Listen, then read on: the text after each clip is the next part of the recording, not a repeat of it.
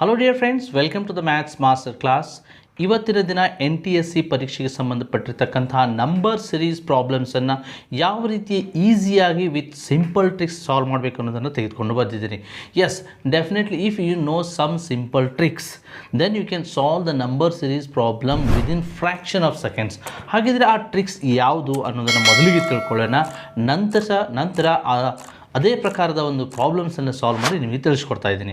So ನೀವು number series ಪ್ರಾಬ್ಲಮ್ಸನ್ನು ನೋಡಿದಾಗ there are two types of a number series.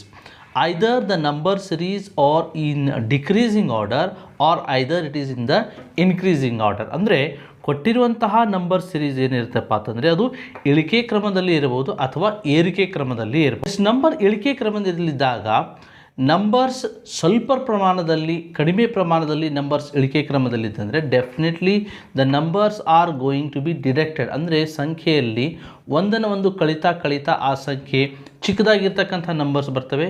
So ಅಲ್ಲಿ ಕಳೆಯುವಂಥ ಪ್ರೊಸೆಸ್ ಅಥವಾ ಮೈನಸ್ ಪ್ರೊಸೆಸ್ ನಡೆದಿದೆ ಅಂತ ನಾವು ಹೇಳ್ಬೋದು. ಇಲ್ಲಪ್ಪ ಅಂತಂದರೆ ಇನ್ನೊಂದು ಪಾಸಿಬಿಲಿಟಿ ಏನಿದೆಯಪ್ಪ ಅಂತಂದರೆ ನಂಬರ್ ಸಿರೀಸಲ್ಲಿ ಅತಿ ಹೆಚ್ಚಿನ ಪ್ರಮಾಣದಲ್ಲಿ ಸಂಖ್ಯೆಗಳು ಒಮ್ಮೆಲೇ ಕಡಿಮೆ ಆಗ್ತಾ ಇದ್ದಪ್ಪ ಅಂತಂದರೆ if there is a sudden fall in the numbers, ಅಂದರೆ ಆ ನಂಬರ್ಸ್ಗಳು ಹೆಚ್ಚಿನ ಪ್ರಮಾಣದಲ್ಲಿ ಒಮ್ಮೆಲೇ ಕಡಿಮೆ ಆಗ್ತಾ ಇತ್ತಪ್ಪ ಅಂತಂದರೆ ಆವಾಗ ಆ ಸಂಖ್ಯೆಗಳನ್ನು ಒಂದರಿಂದ ಒಂದು ಏನು ಡಿವೈಡ್ ಮಾಡ್ತಿದ್ದಾರೆ ಅಂತ ಅರ್ಥ. ಸೊ ಇದು ಎರಡು ಪಾಸಿಬಿಲಿಟೀಸ್, ಡಿಕ್ರೀಸಿಂಗ್ ಆದಾಗ ಒಂದು ಮೈನಸ್ ಆಗ್ತಿರ್ಬೋದು ಅಥವಾ ಡಿವೈಡ್ ಆಗ್ತಿರಬಹುದು. ಇನ್ನು ಇನ್ಕ್ರೀಸಿಂಗ್ ಫ್ಯಾಕ್ಟರಲ್ಲಿ ಏನಿರುತ್ತಪ್ಪ ಅಂತಂದರೆ if the numbers are increasing slightly slow ಆಗಿ ನಂಬರ್ಸ್ ಇನ್ಕ್ರೀಸ್ ಆಗ್ತಾ ಇತ್ತಪ್ಪ ಅಂತಂದರೆ ಫಾರ್ ಎಕ್ಸಾಂಪಲ್ 2, 4, 6 ಅಂತ ತಿಳ್ಕೊಳ್ಳಿ. ಅಂದರೆ ಅರ್ಥ 2, 4, 6, 8, 10 ಅಂದರೆ ಇಲ್ಲಿ 2ಗೆ 2 ಆ್ಯಡ್ ಮಾಡಿದರೆ 4, 4ಗೆ 2 ಆ್ಯಡ್ ಮಾಡಿದರೆ 6, 6ಗೆ 2 ಆ್ಯಡ್ ಮಾಡಿದರೆ 8 ಈ ರೀತಿ ಬರ್ತದೆ. ಅಂದರೆ ಸ್ಲೋ ಆಗಿ ಇನ್ಕ್ರೀಸ್ ಆಗ್ತಾ ಇದೆ, ಅಂದರೆ ಇಲ್ಲಿ ಅಡಿಷನ್ ನಡೀತಾ ಇದೆ ಅಂತ ಅರ್ಥ.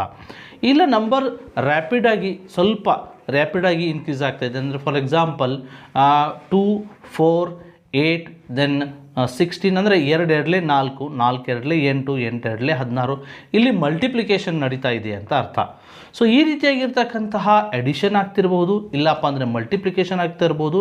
ಇನ್ನೂ ಒಂದು ಸ್ಟೆಪ್ ಮುಂದೆ ಹೋಗಿ ಏನಾಗ್ತಿರ್ಬೋದಪ್ಪ ಅಂತಂದರೆ there is a chance of squaring of the numbers.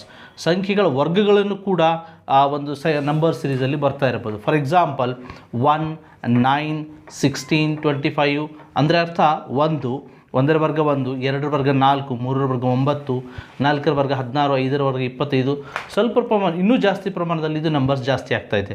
ಅಂದರೆ ಇಲ್ಲ ಕ್ಯೂಬಿಂಗ್ ಆಗ್ತಿರಬಹುದು, ಅಂದರೆ ಘನ ಆಗ್ತಿರ್ಬೋದು.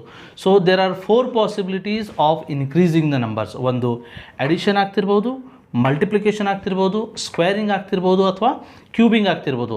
ಸೊ ಈ 6 ಫ್ಯಾಕ್ಟರ್ಸನ್ನು ನೀವು ಮೈಂಡಲ್ಲಿ ಸೆಟ್ ಮಾಡ್ಕೊಂಡ್ಬಿಟ್ರೆ ಯಾವುದೇ ರೀತಿಯ ನಂಬರ್ ಸಿರೀಸ್ ಪ್ರಾಬ್ಲಮ್ ಇದ್ದರೆ ನೀವು ಈಸಿಯಾಗಿ ವಿದಿನ್ ಫ್ರ್ಯಾಕ್ಷನ್ ಆಫ್ ಸೆಕೆಂಡಲ್ಲಿ ನೀವು ಸಾಲ್ವ್ ಮಾಡ್ಬೋದು. ಹಾಗಿದ್ರೆ ಈ ಸ್ಕ್ರೀನ್ ಮೇಲೆ ಇರ್ತಕ್ಕಂಥ ಒಂದು ಪ್ರಾಬ್ಲಮನ್ನು ಗಮನಿಸಿ. ಸೊ ನೀವು ಸ್ವತಃ ಇದನ್ನು ಸಾಲ್ವ್ ಮಾಡಲಿಕ್ಕೆ ಪ್ರಯತ್ನ ಮಾಡಿ, ನಾನು ಹೆಲ್ಪ್ ಮಾಡ್ತಿದ್ದೇನೆ. Now the number is 1, 2, 4, 7, 11 and 16. What is the next number? ಈ ನಂಬರ್ ಸೀರೀಸಲ್ಲಿ ಬರುವಂತಹ ಮುಂದಿನ ಸಂಖ್ಯೆ ಏನು? ಸೊ ಸಂಖ್ಯೆಯನ್ನು ಗಮನಿಸಿ 1, 2, 4, 7, 11 ಸ್ಲೈಟಾಗಿ ಇನ್ಕ್ರೀಸ್ ಆಗ್ತಾ ಇದೆ. ಸೊ ಇಲ್ಲಿ ಅನುಕ್ರಮವಾಗಿರ್ತಕ್ಕಂಥ ಸಂಖ್ಯೆಗಳ ನಡುವೆ ಇರತಕ್ಕಂಥ ಸಂಬಂಧ, what is the relation between the consecutive numbers? So 1ದಿಂದ 2 ಆಗಬೇಕಂದ್ರೆ 1 + 1 2, 2ದಿಂದ 4 ಆಗಬೇಕಾದ್ರೆ 2 + 2 4, 4ದಿಂದ 7 ಆಗಬೇಕಾದ್ರೆ 4 + 3 7, 7 + 4 11, 11 + 5 16. ಅಂದರೆ ಇಲ್ಲಿ ಕೆಳಗಡೆ ಡಿಫ್ರೆನ್ಸ್ ಏನಾಗ್ತಾ ಇದೆ 1, 2, 3, 4 1 1 ಇನ್ಕ್ರೀಸ್ ಆಗ್ತಾ ಇದೆ.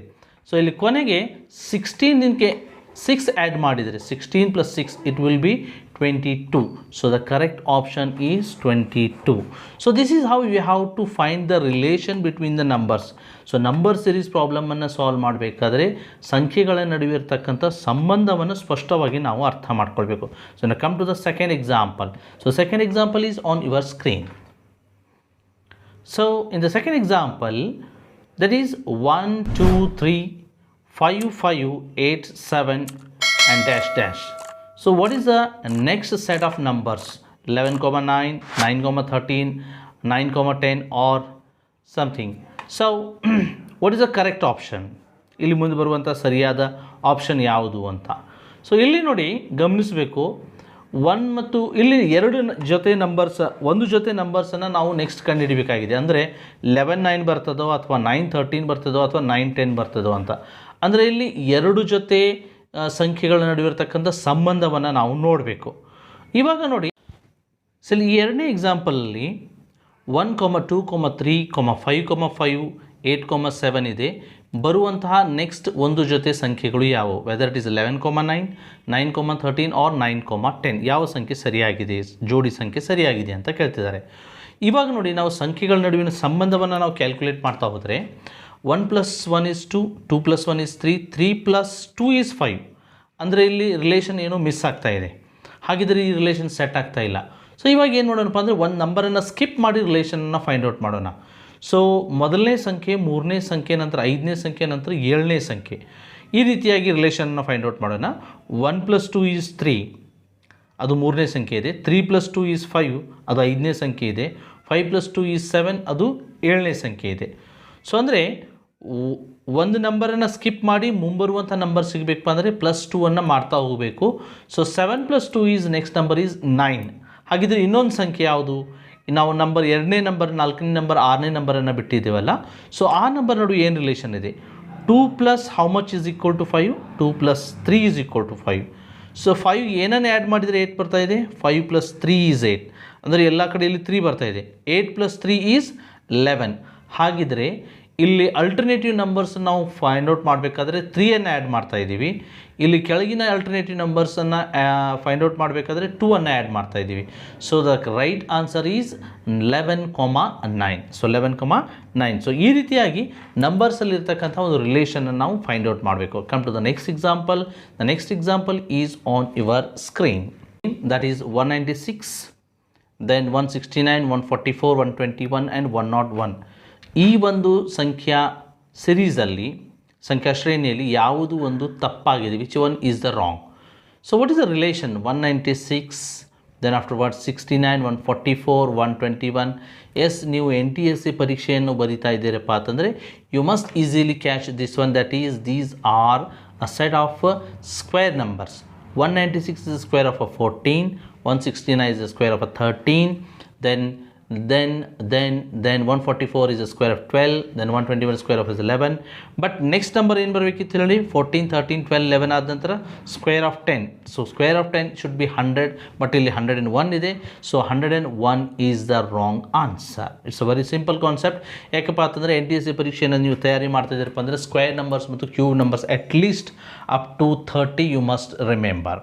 ಓಕೆ, ಅದೇ ರೀತಿಯಾಗಿ ಸ್ಕ್ವೇರ್ ನಂಬರ್ಸನ್ನು ಈಸಿಯಾಗಿ ನಾವು ಯಾವ ರೀತಿ ಫೈಂಡ್ ಮಾಡ್ಬೋದು, ಕ್ಯೂಬ್ ನಂಬರ್ಸನ್ನು ಯಾವ ರೀತಿ ಈಸಿಯಾಗಿ ಫೈಂಡ್ ಮಾಡ್ಬೋದು, ಕ್ಯೂಬ್ ರೂಟ್ಸನ್ನು, ಸ್ಕ್ವೇರ್ ರೂಟನ್ನು ಯಾವ ರೀತಿ ಈಸಿಯಾಗಿ ತೆಗಿಬಹುದು ಅನ್ನೋಂಥ ವೀಡಿಯೋವನ್ನು ಮಾಡಿದ್ದೀನಿ. ಆ ವಿಡಿಯೋ ಲಿಂಕನ್ನು ಈ ಡಿಸ್ಕ್ರಿಪ್ಷನ್ ಬಾಕ್ಸಲ್ಲಿ ಕೊಟ್ಟಿದ್ದೀನಿ, ಅದನ್ನು ಕೂಡ ನೋಡ್ಬೋದು. ನಿಮಗೆ NTSC ಪರೀಕ್ಷೆಯನ್ನು ಬರೀಲಿಕ್ಕೆ ಭಾಳ ಹೆಲ್ಪ್ಫುಲ್ ಆಗ್ತಿರುತ್ತೆ. So next come to the another example. It is on your screen. So what is the relation between these example? Can you guess? ಒಂದು ಸಂಖ್ಯಾ ಶ್ರೇಣಿಯಲ್ಲಿ ಯಾವುದು ತಪ್ಪಾಗಿದೆ ಅಂತ ಇದೆ. ಸೊ ಇವುಗಳ ನಡುವಿನ ರಿಲೇಷನ್ ನೋಡಿ. 9 ಆದ ನಂತರ ಡೈರೆಕ್ಟಾಗಿ 19 ಬರ್ತಾ ಇದೆ. 19 ಆದ ನಂತರ 37 ಇನ್ಕ್ರೀಸ್ ಆಗ್ತಾ ಇದೆ. ಸೊ ಇನ್ಕ್ರೀಸ್ ಆಗ್ತಾ ಇದೆ, ಅದು ಯಾವ ರೀತಿ? ರ್ಯಾಪಿಡಾಗಿ ಇನ್ಕ್ರೀಸ್ ಆಗ್ತಾ ಇದೆ. ಒಮ್ಮೆಲೆ ಸಂಖ್ಯೆಗಳಲ್ಲಿ ಬದಲಾವಣೆ ಆಗ್ತಾ ಇದೆ ಅಥವಾ ಸಂಖ್ಯೆಗಳು ಹೆಚ್ಚಾಗ್ತವೆ. ಹಾಗಿದ್ರೆ ಇವುಗಳಲ್ಲಿ ಗುಣಾಕಾರ ನಡೆಯುವಂಥ ಪ್ರೊಸೆಸ್ ಏನೋ ನಡೀತಾ ಇದೆ. ಸೊ 9ಗೆ ಏನನ್ನು ಮಲ್ಟಿಪ್ಲೈ ಮಾಡಿದರೆ ನಾವು 19 ಬರ್ತದೆ. ಸೊ ಮಲ್ಟಿಪ್ಲೈ ಮಾಡಿದರೆ ಅಂತೂ ಬರೋದಿಲ್ಲ. 9 2 18 ಬರುತ್ತೆ. 18 + 1 ಮಾಡಿದರೆ 19 ಬರುತ್ತೆ. ಓಕೆ, ನೋಡೋಣ, ಚೆಕ್ ಮಾಡೋಣ. ಸೊ ಹಿಂದಿನ ಸಂಖ್ಯೆಗೆ 2ರಿಂದ ಗುಣಿಸಿ ಅದಕ್ಕೆ 1 ಕೂಡಿಸಿದ್ವಿ. ಅದೇ ರೀತಿಗೆ ಅದೇ ಪ್ರೊಸೆಸನ್ನು ಫಾಲೋ ಮಾಡೋಣ. 19 × 2 ಮಾಡಿದರೆ 38, 38 + 1 ಮಾಡಿದರೆ ಏನಾಗುತ್ತೆ? 39 ಆಗುತ್ತೆ. ಬಟ್ ಇಲ್ಲಿ ನಮ್ಮ ನಂಬರ್ ಇರೋದು 37. ಸೊ 37 ಬರಬೇಕಾದ್ರೆ ಒಂದು ನಂಬರನ್ನು ಕಡಿಮೆ ಮಾಡಬೇಕು. ಅಂದರೆ 19 × 2 38 - 1. ಸೊ ಒಂದು ಸಾರಿ ಕೂಡಿಸಿದ್ದೀವಿ, ಒಂದು ಸಾರಿ ಕಳೆದಿವಿ. ಇನ್ನು ನೋಡೋಣ, ಮತ್ತೆ ಮುಂದಿನ ಸಾರಿ ಕೂಡಿಸಿ ನೋಡೋಣ. 37 × 2 that will be 74. 74 + 1 that is 75.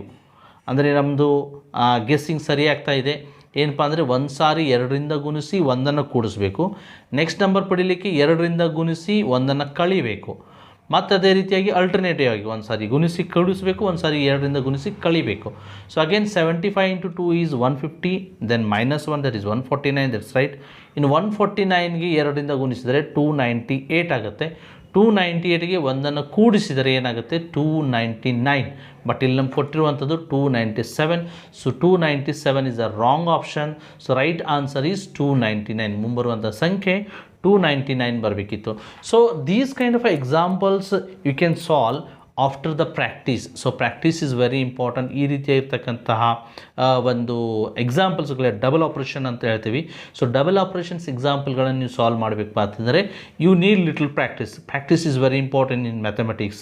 Weather you are studying SSLC or you are cracking the NTSC examination or any other competitive examination, maths need perfect practice. So practice is very important. You should go through the various example applying these all the tricks and come to the one more trick. And this last one is, so the next example is on your screen.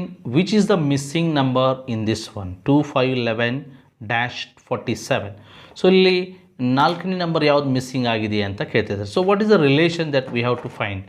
So 2 ಮತ್ತು 5 ಆದ ನಂತರ 11. ಸೊ simple ಆಗಿ numbers increase ಆಗ್ತಾ ಇದೆ, slow ಆಗಿ numbers increase ಆಗ್ತಾ ಇದೆ. ಸೊ 2ಗೆ ಏನನ್ನು ಆ್ಯಡ್ ಮಾಡಿದರೆ 5 ಬರುತ್ತೆ. 2 + 3 ಈಸ್ 5. ದೆನ್ 5ಗೆ ಏನನ್ನು ಆ್ಯಡ್ ಮಾಡಿದರೆ 11 ಬರುತ್ತೆ. 5 + 6 ಈಸ್ 11. ಸೊ ಕೆಳಗಿನ ನಂಬರ್ಸ್ ನೋಡಿ ಡಿಫ್ರೆನ್ಸ್ ಏನು ಬರ್ತಾ ಇದೆ, 3 6. ದೆನ್ 3 ಮತ್ತು 6ನಲ್ಲಿ ಇರತಕ್ಕಂಥ ಸಂಬಂಧ 3 3 2 6. ಇನ್ನು 6ನ್ನು 2ರಿಂದ ಗುಣಿಸಿದರೆ 6 2 12. ಅಂದರೆ ಆ 11ಕ್ಕೆ 12ಅನ್ನು ನಾವು ಸೇರಿಸಿದ್ರಿ. 11ಕ್ಕೆ 12ಅನ್ನು ಸೇರಿಸಿದ್ರೆ 11 + 12 ಈಸ್ 23. ಸೊ ನೋಡೋಣ ಈ ರಿಲೇಷನ್ ಸೆಟ್ ಆಗ್ತದೆ ಇಲ್ಲೋ ಅಂಥೇಳಿ. ಸೊ ಇವಾಗ ಇಲ್ಲಿ 12 ಇದೆ. 12 × 2 ಮಾಡಿದರೆ 12 × 2 ಮಾಡಿದರೆ 24 ಆಗುತ್ತೆ. 24 + 23 that is 47. So this relation holds good. ಅಂದರೆ ಅರ್ಥ ಈ ಒಂದು ಡಿಫ್ರೆನ್ಸ್ ಏನಿದೆಯಲ್ಲ, ಈ ಸಂಖ್ಯೆಗಳ ನಡುವೆ ಇರತಕ್ಕಂಥ ಡಿಫ್ರೆನ್ಸು 3 6 ದೆನ್ 12 12 ನಂತರ 24. So they are the multiples of 3. These are the numbers. 3 × 2 6, 6 × 2 12, 12 × 2 24, 24 × 2 then 48 ಈ ರೀತಿ ಬರುತ್ತೆ. ಸೊ ಇಲ್ಲಿ ಮಿಸ್ಸಿಂಗ್ ಇರ್ತಕ್ಕಂಥ ನಂಬರ್ ಯಾವುದಿದೆಯಪ್ಪ ಅಂದರೆ 23. So this is how you are going to solve the number series examples very easily. So practice these all examples and I am going to give you the various examples for the practice. I have given the link in the description box. So follow the Maths Master class, follow the Maths Master YouTube channel for the upcoming NTSC information and SSLC board examination information and SSLC syllabus videos. Thank you one and all. Wish you all the best. Good luck.